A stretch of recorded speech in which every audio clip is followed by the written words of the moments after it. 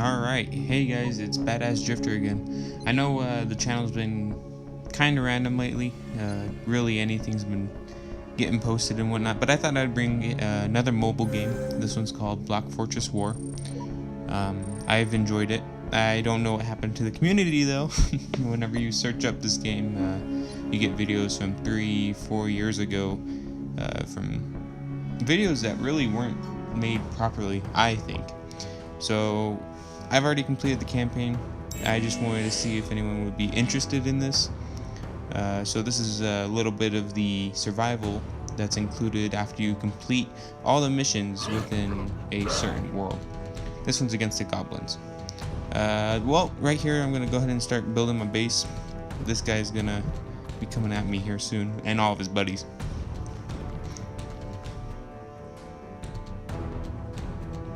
Get down some nice walls. I wanted to make a fortress. Mostly that's what my idea was.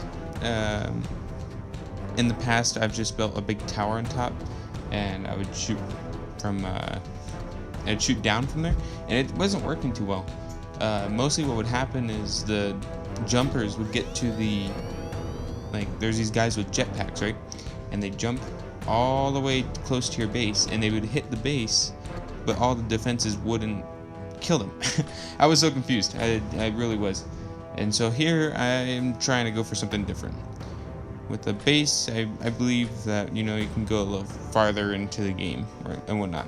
And this round I actually did get a lot farther than I had previously.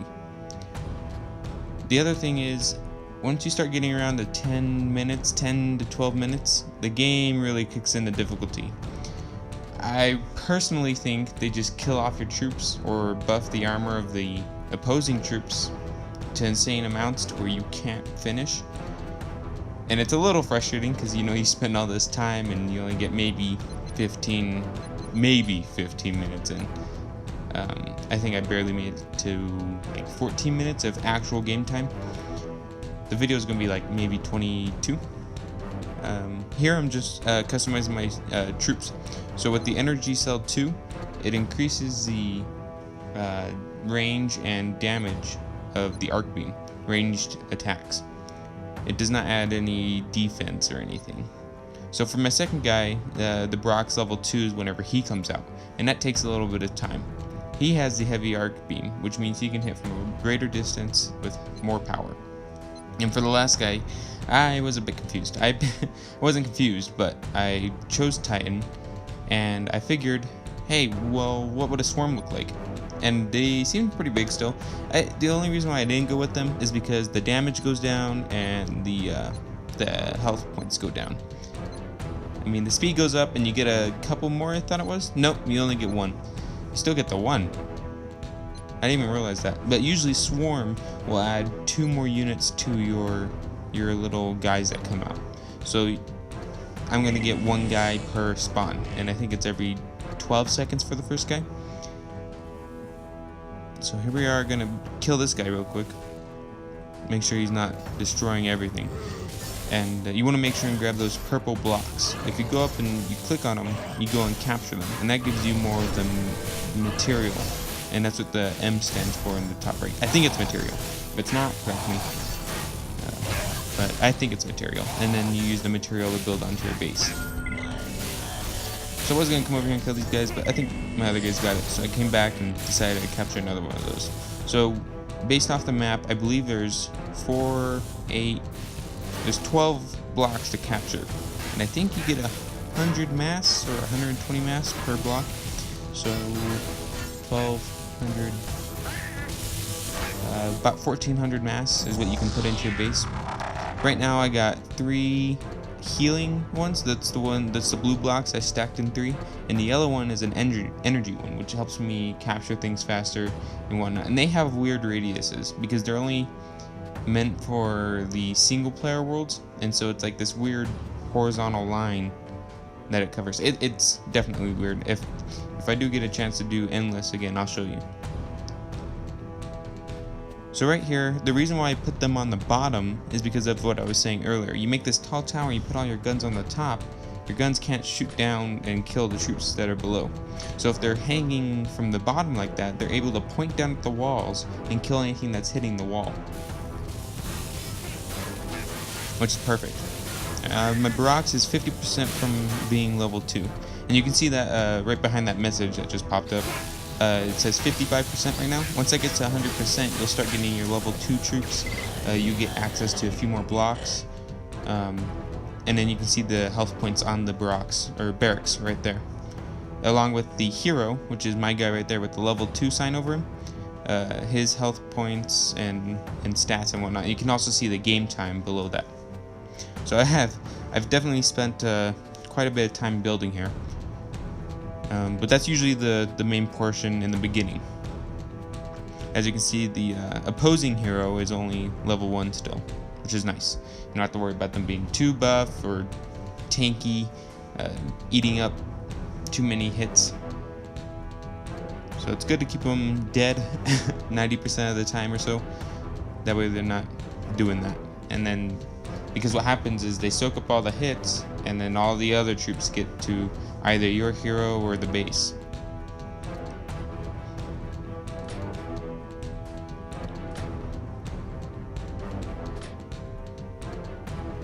Get a few more turns down.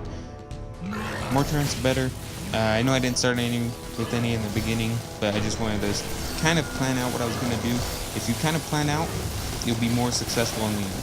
Because if you just throw down everything and then you press play, what's going to happen is you won't get a full refund on the blocks you placed. So without planning, you could end up screwing yourself over by not putting your turrets, whatever it may be, healing boxes, energy boxes, recyclers, I'll show you those in here in a little bit, in the right spot. Because if you go back and you're like, oh, I don't want that there, and you use a little trash can button there, what'll happen is you'll lose, I think it's 90%, or even you won't even get any refund back for what you spent.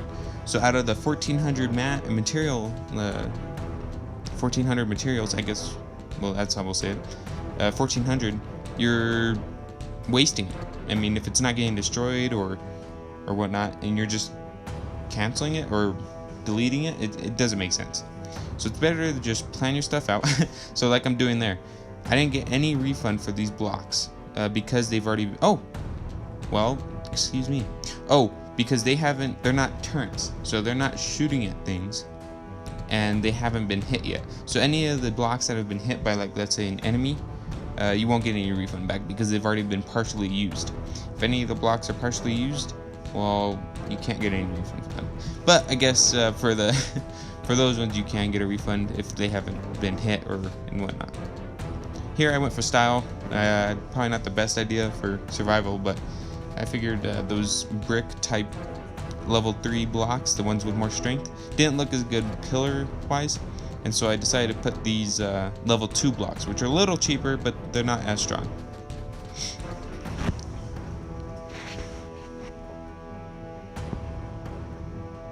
Excuse my computer in the background.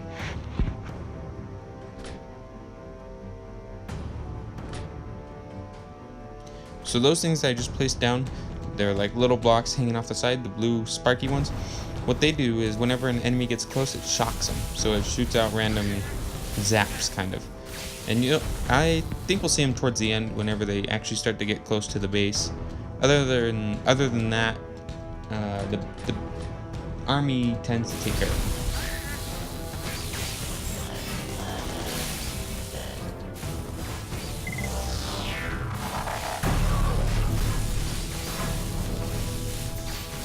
As you can see, the enemy hero getting melted over there.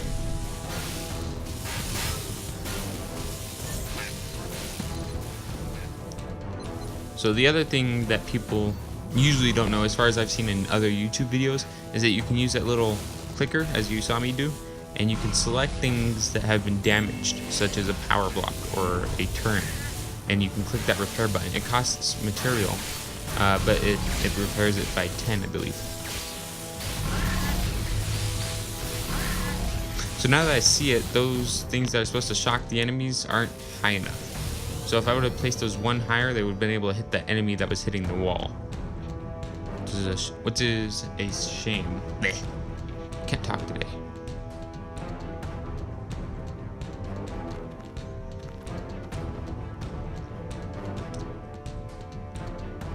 As you can see, going back, reinforcing, getting ready for the higher waves. Or, well, I guess they come in waves, but you get what I mean.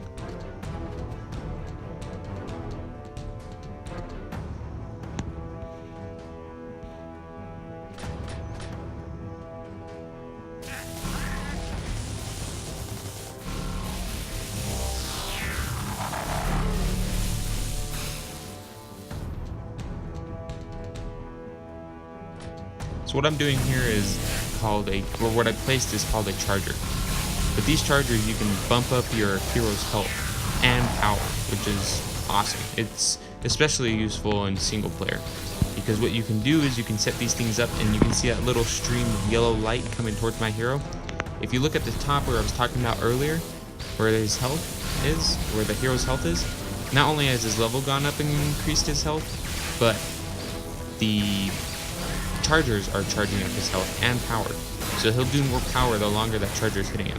And you can see I got a little far away from the charger, and so I added another one to increase its range and power.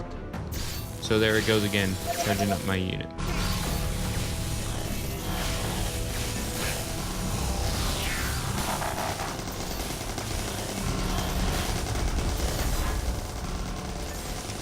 And I created these walkways, that way he'd be able to sit around and charge, and then go onto these platforms and kill enemies that were headed towards them. And the other thing I don't like about my troops is that they all swarm. They can't just stay in one spot. There's no platform that they'll stay in. And so they all end up on one side of the map while the enemy's coming from the other. It's kind of like a little ambush. Good strategy, I guess, but I didn't like it. Oh, as you can see here, my turret was killed. So I decided to go ahead and reinforce this stuff just in case, because you don't want to invest too much money into something that's just gonna be blown up again or fall off. There is gravity in this game, by the way, so you can't have like floating blocks or anything dumb like that. Here I go back and I make sure that these are all level 3. Just to give them the extra reinforcement, because I plan on putting more turrets here in the future.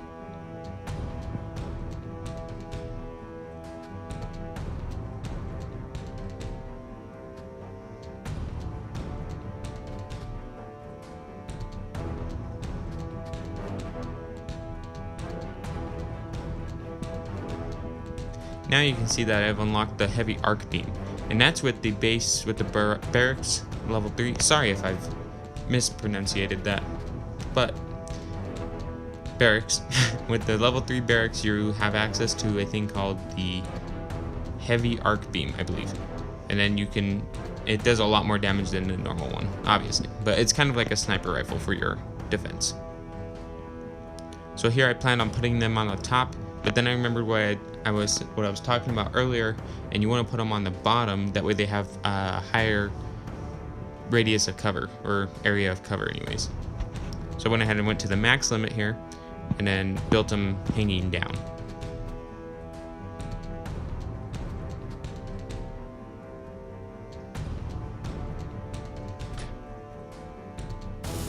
Only had enough for one now. It costs 55 material, so I want to wait for my guy to capture a couple more of these. As you see, I was only able to add 2 more, so now I just need the last one. So I'm going to go ahead and send my guy over there. And you see those jumpers that I was talking about? They're jumping towards the base, usually. Sometimes they'll go for either the hero or some troops, but most of the time they go straight for the base. And here in a little while we'll have some big tanks. They're not real tanks, but they're tank as in a goblin. A goblin tank. You'll see. And my mistake with the heavy arc turn at the top, you'll notice I used the level 1 blocks, and I'll regret that later on, because what'll happen is, well, let's see if you can guess it. If you can guess it, then right on to you.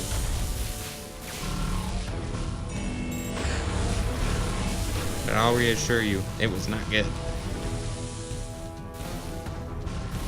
Here we go. Got the heavy arc beams destroying the enemy hero, which is only level 2 so far, which is outstanding. My hero isn't that high because I haven't really sent him to battle yet.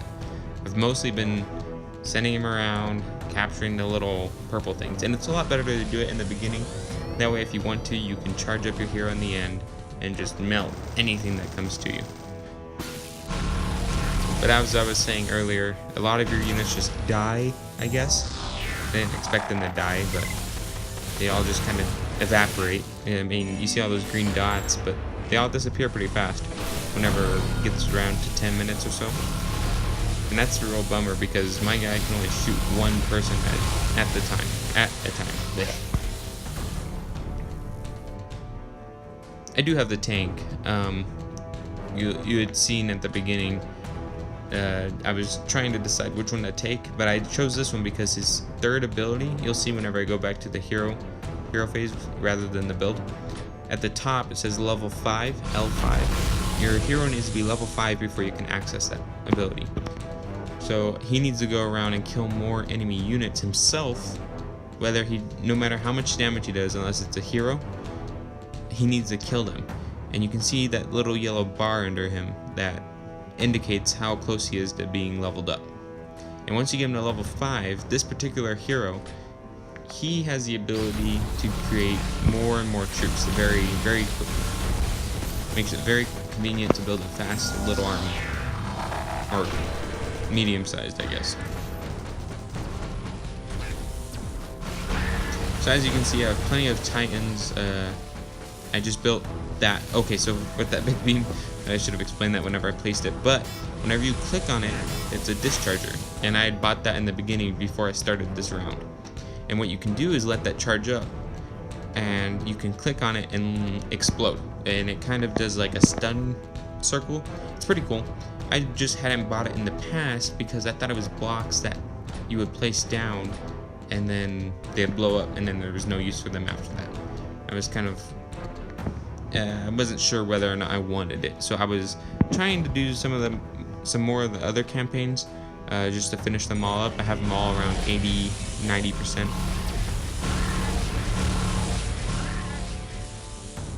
And the base is doing real good. The only thing that's wrong right now is that the army is going around in one big clump. And that's the worst. I hate that because then you can see at the top left the mini map, you see all those enemies spawning on the other side of the map? Not convenient whatsoever. And look, my barracks is under attack. How could that be? Well, the jumpers. And they jump right through the barracks. Barracks.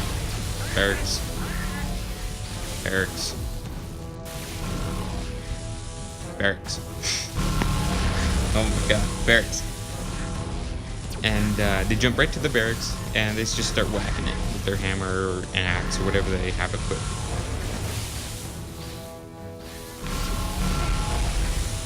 I don't know what got me into saying barracks, but I think it's just preschool kind of, taught me how to pronounce things and whatnot. And whenever I saw it in another game, I thought barracks. And then you see Barack Obama and everyone of that nature.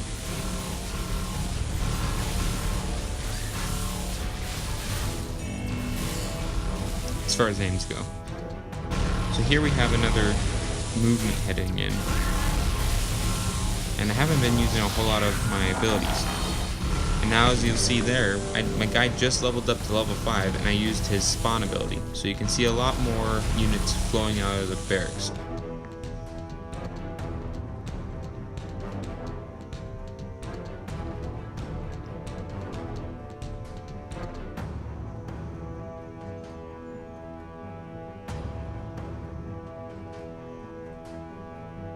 I don't remember what I was looking for here. Oh, I was placing down the healers, I believe, just to cover a little more radius or area.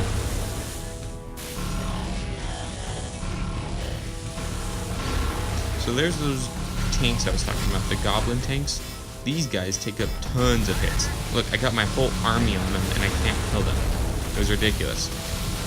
They just sat there and soaked up all kinds of hits. And you'll see on the other side of the map, it gave time for other units to spawn. So now my army has to run all the way across the map just to kill these guys. Ridiculous.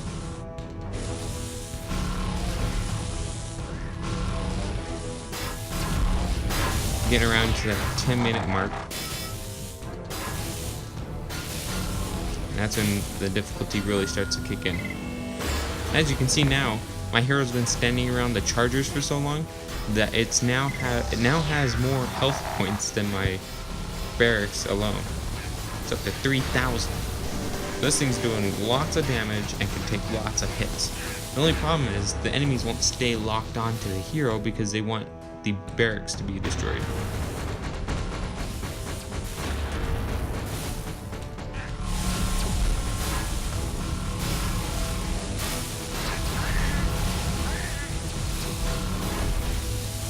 So the only thing that's wrong with this race is that a lot of their attacks can be blocked easily. With the final world or race, you have people that have fusion energy and they can attack without the ability to be blocked, and it penetrates all armor. It's awesome. I love that group of people. Forgot what the name was. And hey, if you're still watching now, I really, really appreciate it. I try to make videos every so often. I haven't been the greatest at it because, I don't have much experience, and, it's pretty hard, doing voiceover, recording, knowing when to record, or even recording at all. There's not time for that with school, work, all these things in the way.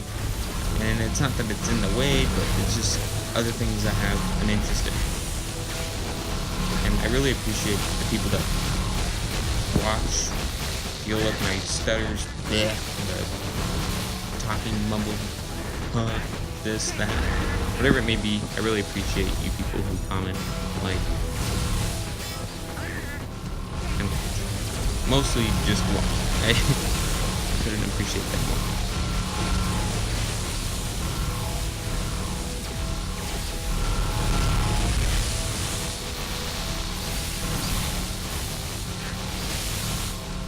Alright, now we're 11 minutes and 30 seconds in.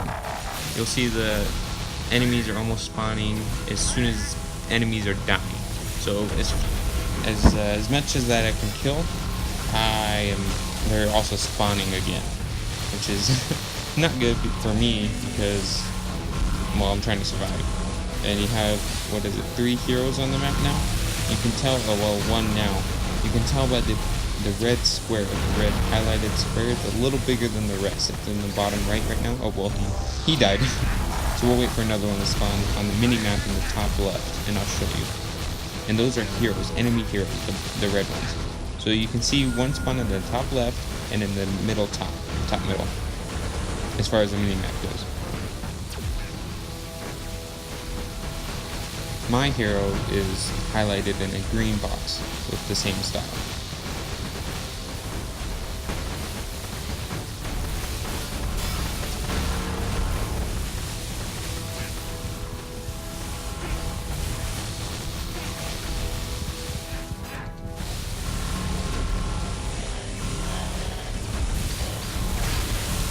So the other thing that stinks about the jetpack guys is that when they land, they're just jumping down. They just land. And they land with such an impact that they can knock my other troops all over the place and cause some chaos. So as you can see here, if we look back at the mini-map, where have all my units go? Just a second ago, we had a whole map of green. Well, it looks like they just jumped all over my units and killed them all. But they're all grouped up in the bottom left there, and there's a lot of enemies coming from the other angles. A lot of jetpackers, you can see them moving real fast on the minimap. I actually paused here. There's one right there in the air. And here's what I was talking about earlier. If you guessed it, right on. But since it was made out of level 1 blocks, the jetpackers were able to jump over and knock down my tower. And now I can't delete those sniper guns or sniper rifle type blasters because I won't get a refund for them. I won't be able to build them back up. As you can see, we get some black tanks. I had never seen that before. They took up a lot of damage.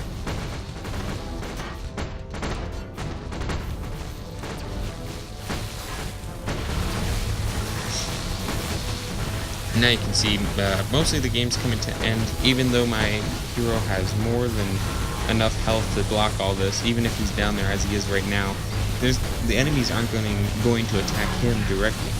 And you can see me here activate the explosion here, and it stuns them all, but it's still not enough to counteract all the ranged weaponry, the melee attacks, and the barracks gets destroyed here pretty quickly. As you can see, there's one green, oh, not even green dot, but just my hero left, and he's not even taking damage. You can tell I'm kind of panicking a little. And that's the end. I appreciate you for watching. If you did go through the entire video, look at that, 371 rare minerals. And now I can, oh, well, minerals, not materials.